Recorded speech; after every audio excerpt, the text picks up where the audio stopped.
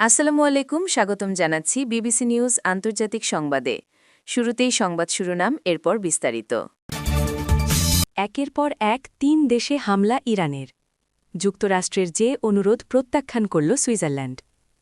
ছুটিতে আসা প্রবাসীদের ভিসার মেয়াদ ১ মাস বৃদ্ধি করল মধ্যপ্রাচ্যের বিভিন্ন দেশ। মধ্যপ্রাচ্যে মোতায়েন হচ্ছে নতুন মার্কিন রণতরী।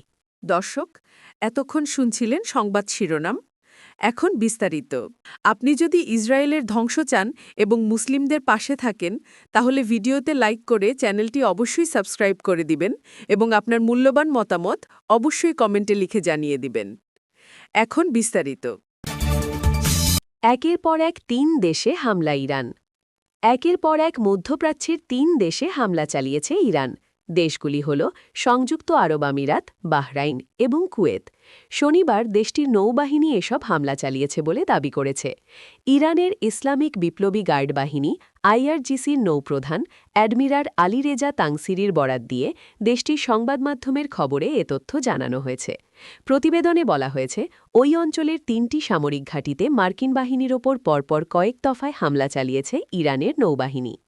আবুধাবির আল ধাফরা, কুয়েতের আল আদিরি এবং বাহরাইনের শেখ ইসা ঘাঁটিতে ওই হামলা চালানো হয়েছে বলে জানিয়েছেন আলীরেজা তাংসিরি। তিনি বলেন, যুক্তরাষ্ট্রের পেট্রিয়ট রাডার ব্যবস্থা, যুদ্ধবিমান এবং বিমানের জ্বালানি মজুদ রাখার ট্যাঙ্ক ছিল ওই হামলার লক্ষ্যবস্তু। যুক্তরাষ্ট্রের যে অনুরোধ প্রত্যাখ্যান করল সুইজারল্যান্ড। ইরানকে কেন্দ্র করে চলমান যুদ্ধ পরিস্থিতির মধ্যে যুক্তরাষ্ট্রের করা ২টি সামরিক ওভারফ্ল্যান্ড অনুরোধ প্রত্যাখ্যান করেছে সুইজারল্যান্ডের সরকার। শনিবার ১৪ মার্চ দেশটির ফেডারেল কাউন্সিলের বিবৃতির ভিত্তিতে এ তথ্য জানিয়েছে আল জাজিরা। দেশটির ফেডারেল কাউন্সিল জানায়, নিরপেক্ষতার আইন ল অফ নিউট্রালিটি উল্লেখ করে যুক্তরাষ্ট্রের করা ২টি সামরিক উড্ডয়ন অনুরোধ নাকচ করা হয়েছে। পাশাপাশি একটি রক্ষণাবেক্ষণ ফ্লাইট এবং পরিবহন বিমানের ২টি ওভারফ্লাইট অনুমোদন দেওয়া হয়েছে বলেও জানিয়েছে তারা। সরকারের ভাষ্য অনুযায়ী, আন্তর্জাতিক আইন ও সুইজারল্যান্ডের দীর্ঘদিনের নিরপেক্ষতা নীতির সঙ্গে সামঞ্জস্য রেখে এসব সিদ্ধান্ত নেওয়া হয়েছে।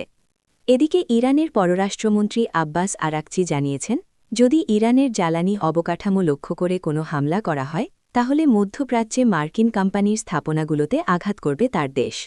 আরাকচি বলেন, যদি ইরানের স্থাপনাগুলোতে লক্ষ্য করা হয়, আমাদের বাহিনী এ অঞ্চলের মার্কিন কোম্পানি বা যেসব কোম্পানিতে যুক্তরাষ্ট্রের শেয়ার আছে সেসব স্থাপনাগুলো লক্ষ্য করবে। অন্যদিকে মধ্যপ্রাচ্যে ইরান ও যুক্তরাষ্ট্রের মধ্যে চলমান সংঘাত এক ভয়াবহ রূপ নিয়েছে।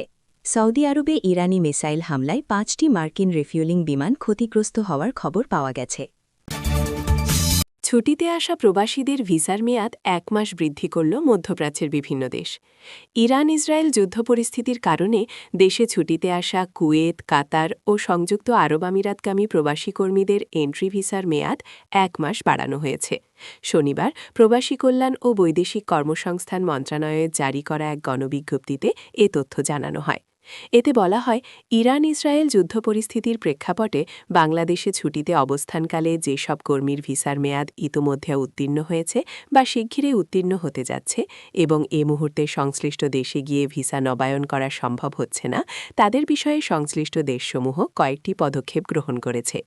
বিজ্ঞপ্তিতে বলা হয়, সৌদি আরব, কুয়েট, সংযুক্ত আরব আমিরাত, ওমান ও বাহরাইন থেকে বাংলাদেশে আসা কর্মীদের ভিসা নবায়নের জন্য সংশ্লিষ্ট কর্মীর নিয়োগকর্তা, স্পন্সর বা কফিলের মাধ্যমে যোগাযোগ করতে হবে অথবা অনলাইনে আবেদন করতে হবে। এছাড়া কুয়েট, কাতার ও সংযুক্ত আরব আমিরাত সরকার ইতোমধ্যে যে সকল ভিসার মেয়াদ শেষ হয়েছে বা শেষ হওয়ার পথে এমন সকল এন্ট্রি ভিসার মেয়াদ ১ মাস বৃদ্ধি করেছে। মন্ত্রণালয় জানিয়েছে, সংশ্লিষ্ট প্রবাসী কর্মীদের অবগতি এবং প্রয়োজনীয় ব্যবস্থা গ্রহণের লক্ষ্যে এ গণবিজ্ঞপ্তি জারি করা হয়েছে। মধ্যপ্রাচ্যে মোতায়েন হচ্ছে নতুন মার্কিন রণতরী। মধ্যপ্রাচ্যে আরও মার্কিন সেনা ও নতুন রণতরী মোতায়েন করা হচ্ছে। শনিবার ১৪ মার্চ ২ মার্কিন কর্মকর্তার বরাতে সিবিএস নিউজ এ তথ্য নিশ্চিত করেছে। কর্মকর্তারা বলেন, এই অতিরিক্ত বাহিনী পানি এবং উভয় ফ্রন্টে কাজ করতে সক্ষম। এক কর্মকর্তা আরও জানান, এই গ্রুপটির নেতৃত্ব দেবে অ্যামফিবিয়াস অ্যাসল্ট রণতরী ইউএসএস ত্রিপোলি।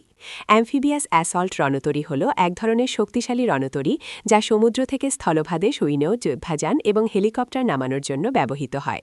বিবিসির প্রতিবেদনে বলা হয়, ইউএসএস ত্রিপোলির নেতৃত্বাধীন এই ইউনিট ফ্লিটে সাধারণত প্রায় ৫,০০০ নাবিক ও সেনা থাকে যারা কয়েকটি যুদ্ধজাহাজে ভাগ হয়ে অবস্থান করে। এই পদক্ষেপের খবর এমন সময় এলো যখন প্রেসিডেন্ট ডোনাল্ড ট্রাম্প দাবি করেছেন হরমুজ প্রণালীর খাড়ক দ্বীপে ইরানের সামরিক অবকাঠামো সম্পূর্ণভাবে ধ্বংস করে দিয়েছে যুক্তরাষ্ট্রের বাহিনী।